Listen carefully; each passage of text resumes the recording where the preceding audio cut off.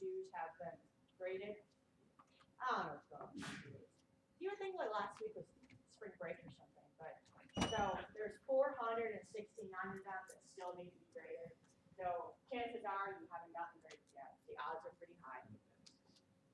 Don't forget that today starts the foundation exam review sessions, and I will be working with Arup to focus on the CS1 portion of the foundation exam. So this is up on announcements as well. So there are 6 of them. Today is the first one. It's going to be every Wednesday for 6 weeks in a row. And they will be in HPA 116. So that is like, you guys know where HPA is? HPA 1? Yeah, okay. So from 3:30 to 4:20 every day, every Wednesday for next week. So I'll be there as well. And if for some reason you can't accommodate these hours, but you want some additional assistance on CS1 stuff, I'm more than willing to work with you. I can't help you with discrete. I've never taken the class. I don't know what the hell they do in discrete, so I would be useless to you. But I can help you with CS1, okay? So that is the deal there. You do not have to sign up. You can just sign in. So I hope there's enough seats. I don't know how many people are taking the foundation exam, but that is the deal there. So I think that's everything you need to know from announcements perspective. So now this week we're starting chapter 6. This is some of the stuff that's a really big deal from a foundation exam. So we're going to start with algorithm analysis, and today we're going to talk about big O. And I will be putting together your assignment 3 for, ideally it'll get published tomorrow. Probably not. We'll talk about it on Friday. But what I'm going to do is put together a series of problems for you to solve that will focus on algorithm analysis. They're small problems, there's just a lot of them. Okay, so without further ado, I know that everybody wants to know about big O. It's like a big flipping deal on a foundation exam, right? All right, so at the beginning of the semester, we started out talking about efficiency and speed and why does it really matter? Our computers are so fast now, we have so much memory, what does it really matter? Well, it really does matter if you think about things on a much larger scale. We talk about those credit card companies, those banking industry, stock market, where they're processing billions and billions of transactions on a regular basis. And so we do care about efficiency from that perspective. And so we looked at, one of the examples we looked at was that max number of ones. Remember that little matrix thing that we looked at? And we talked about linear versus binary searching. The sorted list matching. So we've done a little bit of sorting with our, when we started talking about linked lists. The code example that I have up on web courses has sorting in it. So how do we actually look at them in further detail regarding their efficiency? So big O really is organization, and that is the goal of organization. How much time do they take, and then how much memory do they use? So again, we do care because usually in the real world we're going to deal with very large transactions when it comes to our programs. So one of the things that's really hard to actually get that exact, there's exact values, but we're able to at least get a close enough estimation to give us a good idea of what it's going to take. So when we look at these algorithms, and one of the really good examples of bad efficiency from an algorithm perspective is my first attempt at solving this Fibonacci solution.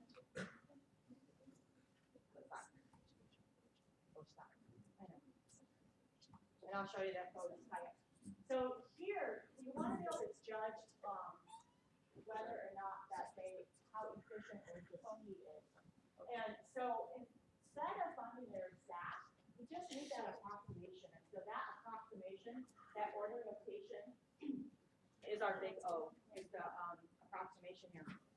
So one of the things that we take into just assume that there's some constant amount of time that it takes a C program to execute a statement. And so what happens here is most of your algorithms usually have some sort of input. Your programs have some sort of input. Our first two programs in this class have input. Very normal to have input because usually the purpose of a program is to process data. So you're gotta come from somewhere. Okay. So what we want to find out is the amount of time and space used by an algorithm in order to process that input. So I want to show you an example of inefficient programming. And I haven't fixed this yet, so I need to. So this is one of those projects that is on Euler.net.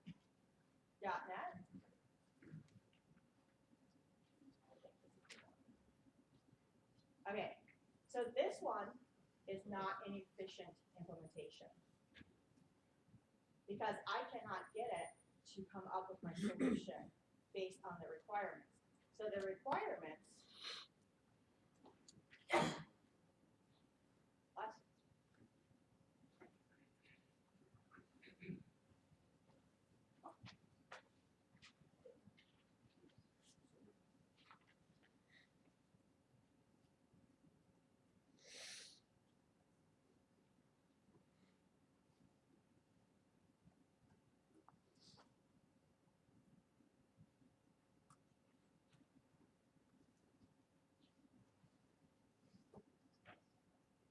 Okay, so the requirements of this Fibonacci series is, so this is the Fibonacci itself. It's just, it's generated by adding the previous two terms together and starting with 1 and 2, and you get how they add up. So you start with 1 and the 2, and then you add them together, and you get the 3. And then you move to the next position, and you have your 2 and your 3, and you get a 5, and 3 and 5, you get an 8, 5 and 8, you get 13. You get the idea, right? Okay, so the requirement here is to do the same thing with the Fibonacci. So we only want the even value. So it has to be even value, so it has to be a modulus 2 equals 0, right? Even value out to the value of 4 million. So I come up here and you see, here's my max value, 4 million. Sure, yes, okay. A max value of 4 million. And I have my first value, my second value, my counter. Okay, so here's my counter. So I'm going to go from my counter to, see, it cannot exceed 4 million, so it can include 4 million. So I'm going to do less than or equal to 4 million. And if my counter is less than 1, I don't really care. I'm just going to move on. So here is where I'm adding my values together, my first and my second. And then I was outputting it, but there's a crash in my program. And then I actually add them together. So I get my value, and then I do the modulus 2 on it, and if it's an even value, I can add it in there, right? So what happens is, when I was working on this the first time, we were doing this in the lab a few weeks ago, I can't get it to run successfully at 4 million. I'm able to get it to run at 3 million. Yeah.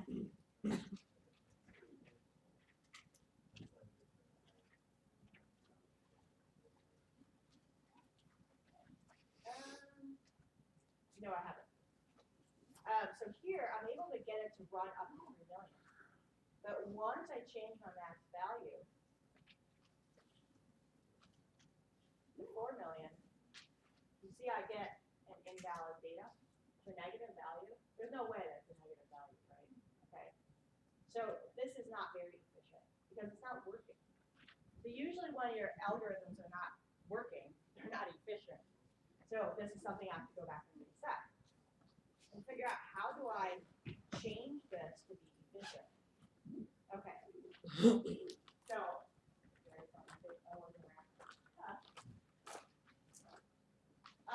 anyway, big O really comes from big O notation. It's from computer science. And again, we just want to know how efficient an algorithm is. How fast is it? And so, what is the performance of it? So So you can see that even though that my Fibonacci wasn't working, it at least came back fast, right? It was fast, but it's not efficient because it's not working. I'm not getting the right answer.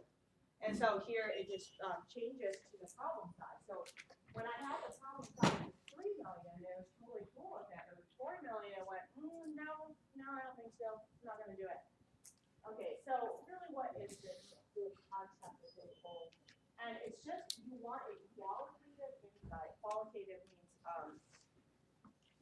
so qualitative is a, yes. Woo. I took a semester off from school, so everything about school just came out of my head. It's gone. So qualitative just gives you the big picture regarding the number of operations for a problem size of n elements. And so this total number of operations that can be described, it can actually be described in a mathematical expression. And so that is what big O. And so what it does is it measures the order of magnitude of the mathematical expression. So what you end up with is here, you'll see this notation, big O, and in parentheses is the value of n. So that means the order of n. So what is the big O notation? So here's an example. So you be given a function.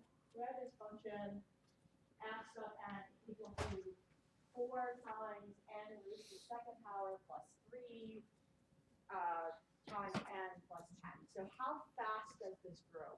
How big does it get? And so if you look at it, we really have a combination of 3 terms here. We have our 4 times n to the second. We have our 3 times n, and then we have our 10. And so as n gets bigger, so if we plug in some numbers, some examples here, you can see the effects of n. So here, let's look on the right-hand side, the 10 never changes. It doesn't care what n is. 10 is just a constant, right? It's just, okay, I'm just 10, I'm happy. Okay? Here, with the 3 times, it does have an effect, but it's not nearly significant as the effect of 4 times n squared. Look at what's happening with the 4 times n squared and how big it gets really fast. So, the magnitude of the 4 times n squared versus the 3n is significantly larger than you would see with just the 3n. And of course, compared to the constant of 10, it's really not that big of a deal. So how fast is it growing? So which term actually makes it get largest faster? And as obviously, if we look back at that chart, it's the 4n squared.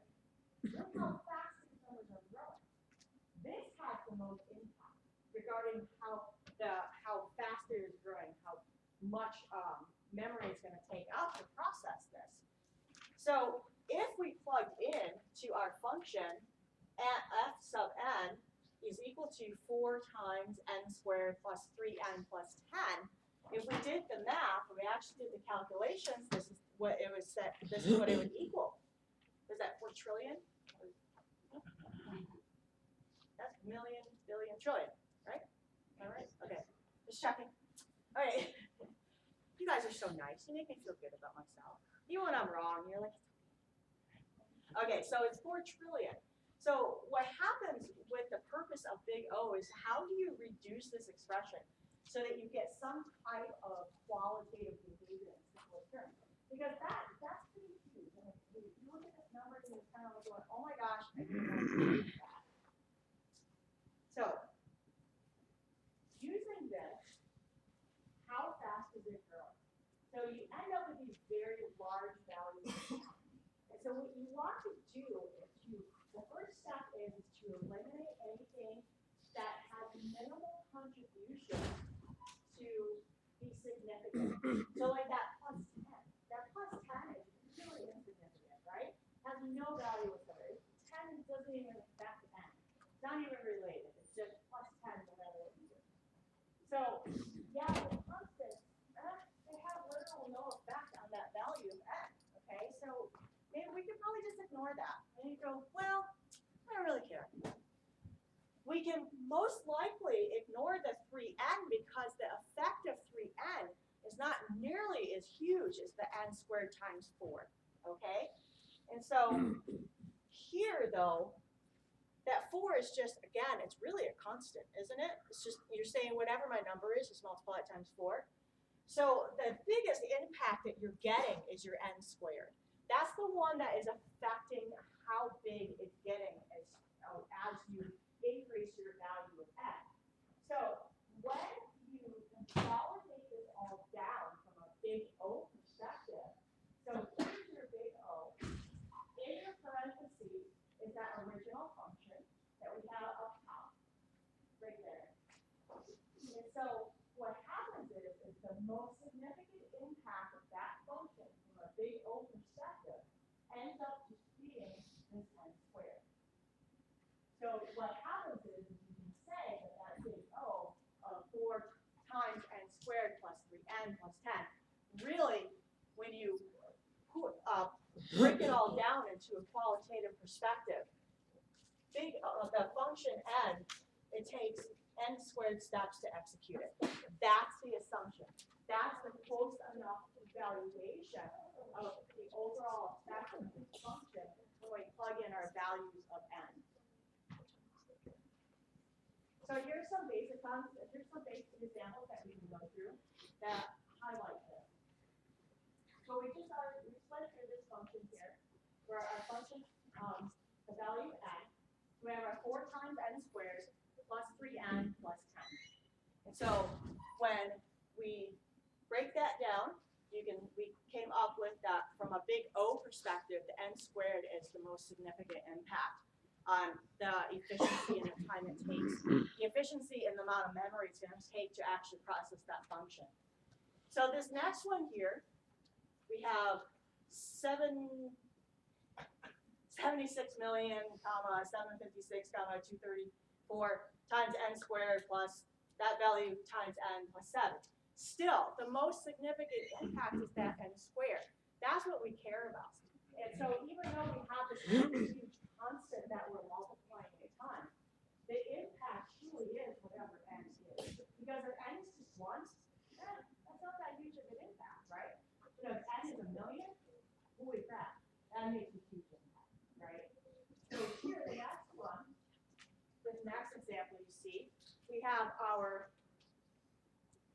function is 74 times n to the 8th minus 62 times n to the 5th minus 71, 562 times n to the 3rd plus 3 times n to the 2nd minus 5. Which value of n, which representation of n, is going to have the largest impact? Obviously, it's going to be n to the 8th.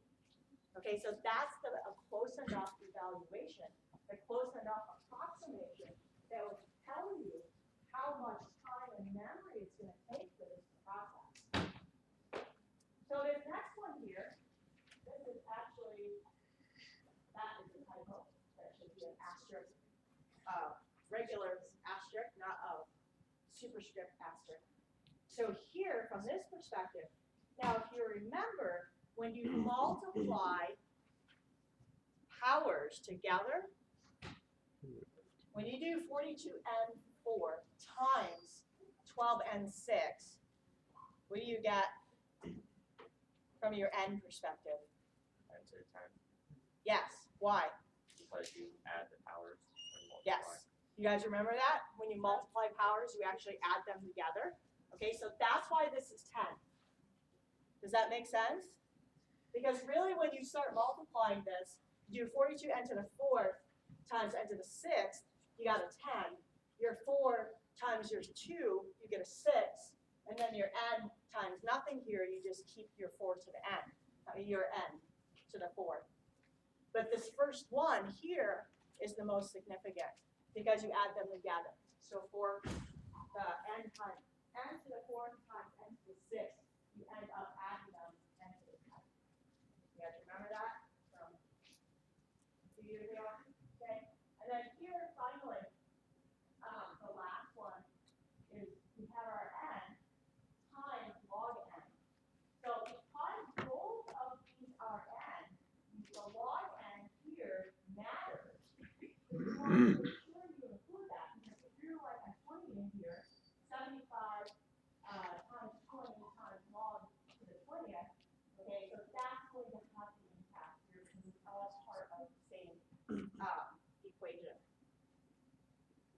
This is one of those things you just kind of have to review and just get familiar with and just understand that where you see the biggest value of n, the biggest significance of n, that is your big O. So how fast is it growing? So we're going back to our original function here. We just have this one function. So now we're going to throw another function in there. Well, oh my gosh, it's going to get really confusing. All right, so bear with. All right, so let's make a second function out of it. I mean, it's really just letters, okay? So we came up with the fact that our function n of 4n squared plus 3n plus 10, our big O from that was n squared, because that's the portion of our function that has the most impact, right?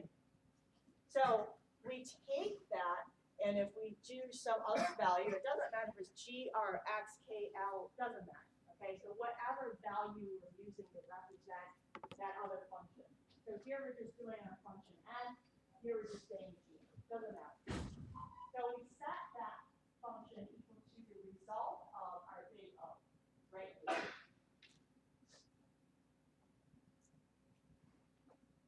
So when you do that, our function n really is a big O, and you see the square brackets here of g sub n. So you can see how this correlates. If you say g sub n is equal to our big O value n squared, then over here, we drop down our function n, we have our big O, and in square brackets, we set it equal to that gn. So now we have that n squared across the board. Okay, so when you're dealing with this, there's these positive integers that are out there that are representing the amount of time it takes. Okay, so first of all, let's start with our first two functions we have here. So we started with our function of x, our function of n, and we set it equal to our 4 times n squared plus 3 times n plus 10. And from a big O perspective, we came up with the fact that it's going to be our big O is n squared, because n squared has the most significant impact on the amount of time and memory it takes to actually process that algorithm, okay? So here, on the previous slide, we said that Fn is equal to big O of g sub n, okay? So that's what it means. So Fn is big O of g sub n, if there is a c. So c is some constant. And so what happens here is when we try to calculate these values, that our function n is not larger than c times our big O n. So it's like, oh my gosh, what in the hell does that mean? So let's actually look at some calculations. So here, function n is equal to our big O of that g sub n. So there is some positive values of c and n such that our function n is less than or equal to c times g sub n for all of our values of n greater than or equal to big N. So let's look back at this calculation here. Our function is 4 times n squared plus our 3n plus our 10. And then, so we can come to the conclusion that g sub n is equal to n squared, because up here, we made a second function out of it, and came up with the conclusion that our big O for this function is n squared. So we set our g sub n equal to that n squared. So that becomes our big O. So what happens here, what we're saying is f is big O of g, and then there's some constant value, some c value, that's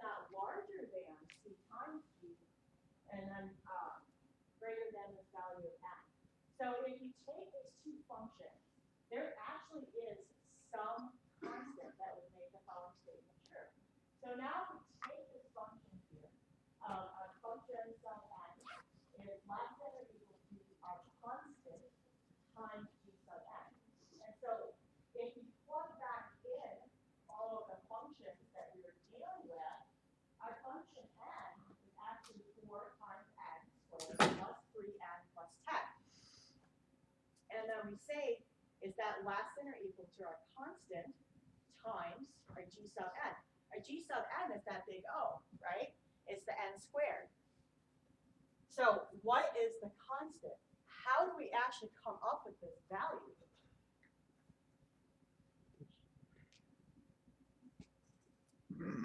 So if we actually put some value in here, what happens is, we can actually do the math. If we replace our n's with some value, we can do the math and actually solve this, right? So if we come in here and it says, just an example for this, if we put 4 into this calculation, that 4 times 4 squared plus 3 times 4 plus 10, less than or equal to 4 times n squared. Our constant here, our 4 times n squared.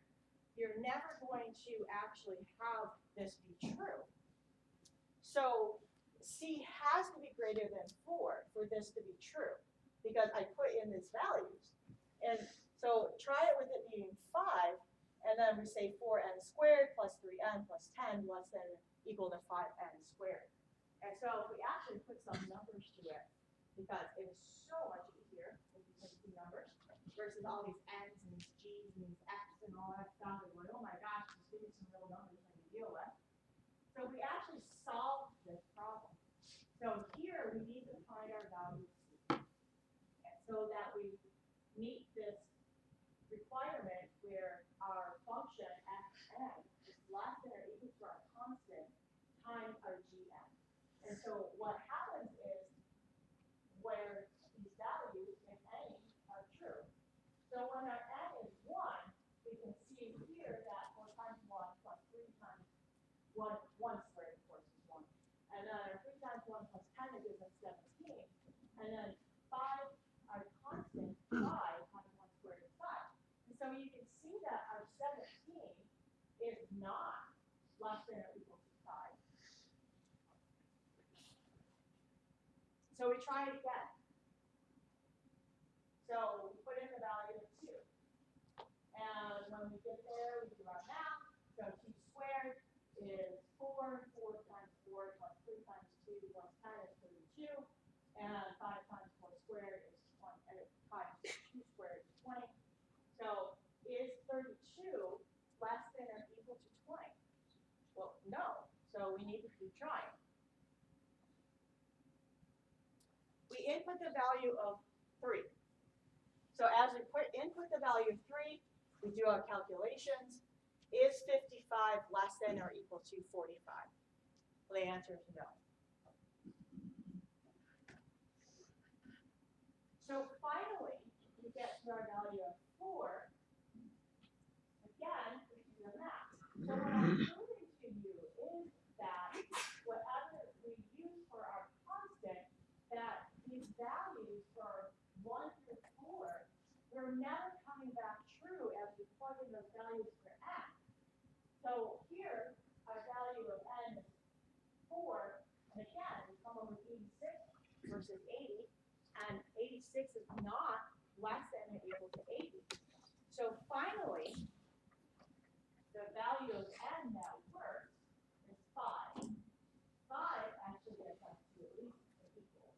And so we have our 125 is less than or equal to our 125, and so we finally evaluate this as true. So why do we even care? We look at 6, so now we're finally getting to the point where we are actually evaluating a true. So what did I just prove? Okay. What I proved was, for our values of n, how do we get our constant to be true? So when n is equal to 5, our statement is found true. And then when n is greater than 5, it's always true.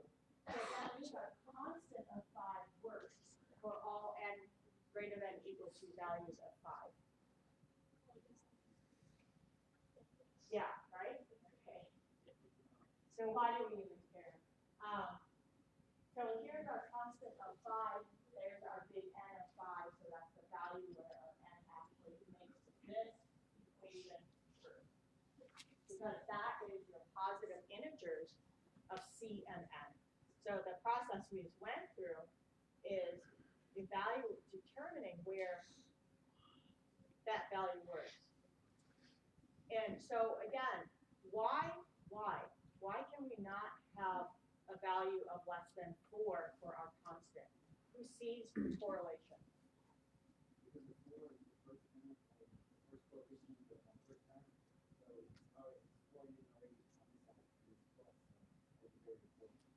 you guys catch that?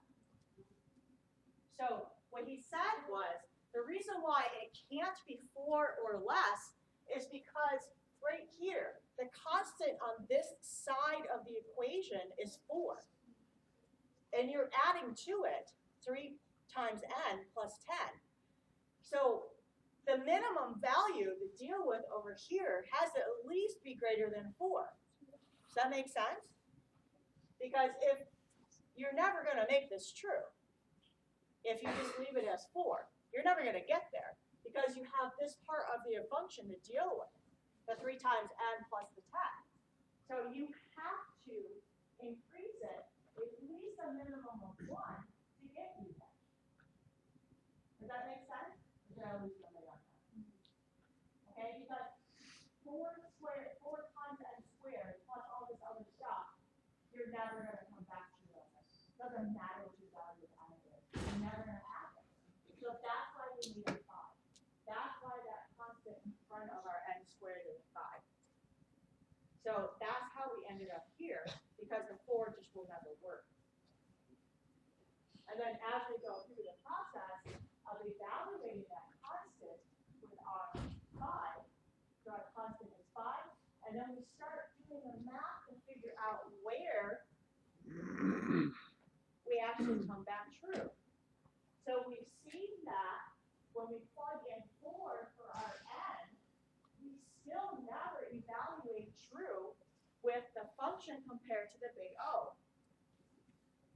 Once we get to the value of 5 for our n, we now finally have a true result. So our 125 is definitely equal to 125. So as a result, we see that our constant of 5 works here because we know the 4 won't, so we tried 5. And then for all values of n greater than or equal to 5, here, our function becomes true. There's 5, there's 6, so 172 is less than 180, so that makes that true. So as a result, our C, our constant, is 5, and our big N, that value of n, as a minimum to make the function come back true, is the value of 5. So for our function n to be less than or equal to our constant times our function, our g sub n, our constant has to at least be a 5, and our n value starts at the value of 5. Does that make sense? Maybe? Okay, so, wow. Big O is really hard, right? Like, oh my God, why are we doing this? Okay, so what is this doing for us? Why are we going through this whole process of determining how much time it takes to do this? And why do we even care? Okay, what's the purpose of this whole exercise?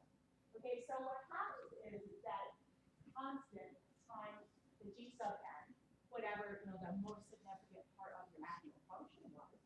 So in our case, our most significant part of our function was that n squared. So that is the upper bound value of it. So that's the worst possible case of how long it's going to take for something to run. And so the number of operations at worst are proportional to that significant part of your function our n squared, for all large values of n. So when those numbers get really huge, when you're dealing with 1,000, the 10,000, the 100,000, the million. So when you want to determine the order of a function, if you multiply your functions, if you have multiple functions add together, the fastest growing one determines the order. So that n squared, right? So we had our 4 times n squared plus 3 times n plus 10. So the biggest one was that n squared. That one determines our order. Multiplicative constants, they don't affect the order. So we drop that 4, we drop that 3. We don't care about those values that we're multiplying times n. They're just constant. They really don't have a significant effect on that n. And then if you have multiple functions that multiply together, so that example where we have that n to the 6 times the n to the 4, and that really gave us n to the 10. Okay, so you have to do their overall order and the individual orders multiply together. But you know, when you multiply together powers, you of course are adding them, not multiplying them. But that's the effect of it.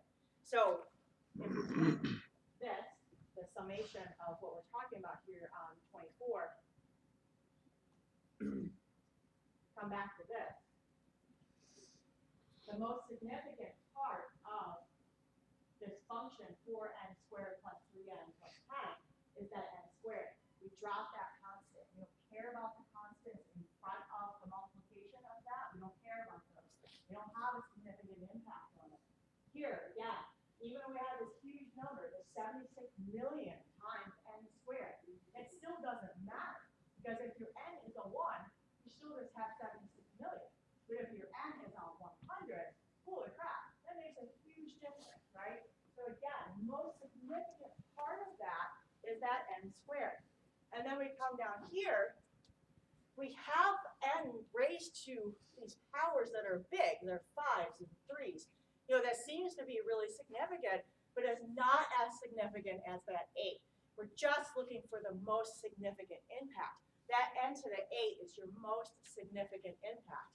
But then you have to be careful because, again, this should be an asterisk at the bottom, not a superscript asterisk. So n to the 4th times n to the 6th, you end up with n to the 10th. And yes, we have n to the 4th times n to the 2nd, and that gives us n to the 6th. But n to the 10th is more significant than n to the 6th. And that's why we come up with n to the 10th. And then finally here, our n times log n is the most significant because that log n has a huge impact on what happens to your n. And so that's why this one here ends up being your n times your log n.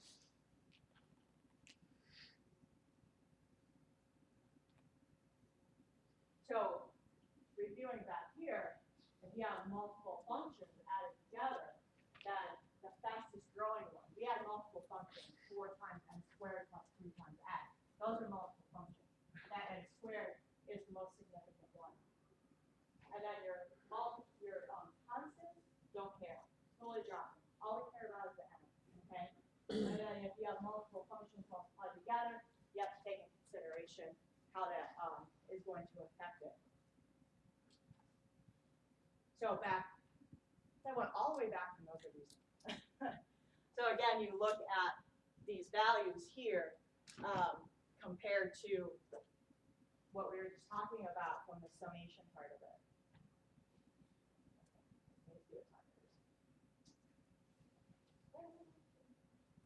Okay. So how do we actually use all this crazy math to analyze a function? Here we go, analyzing code. Okay, how do we actually use it to be useful versus just something we have to understand for a foundation exam, right? Okay, so how do we actually use this? And there's more to it, but this is just how to like dipping our feet in the water, checking the water temperature, make sure it's good before we jump right in. So I don't know about you guys, but I'm not into that polar bear plunge thing. Thanks anyway. I live in Florida on purpose. Okay, so we want to analyze the time and complexity of some code. So here is a couple of examples of code. Here, where our k is equal to 1, and we're going to loop while our k is less than or equal to n divided by 2, and then we're going to increment k by 1 as we move through, and we're just going to increase our sum by the value of 5. And then the second one here, we have our value of j, and we are going to loop while j is less than or equal to n times n, so our n squared, and then j plus 1. And then we're going to set up this value of delta, and we're going to add 1 to it. All right, so if we wanted to analyze some code, so what are we doing? So first of all, we care about the repetitive operations. And so in a loop, you have repetitive operations, right? And so we care about the running time for large values of n. So in this loop right here, we're actually taking n divided by 2. And so we want to determine, the n divided by 2 determines when we actually stop our loop, right?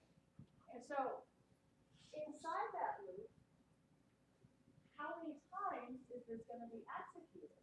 And so when we look at this code, to see how many operations we find, you look at the mathematical operations. You have the plus, minus, asterisk, multiplication, division, those mathematical equations. So when we look at this, what's going on? So we have the number of operations for this loop is the sum of the individual loop operations. So we have 2 loops.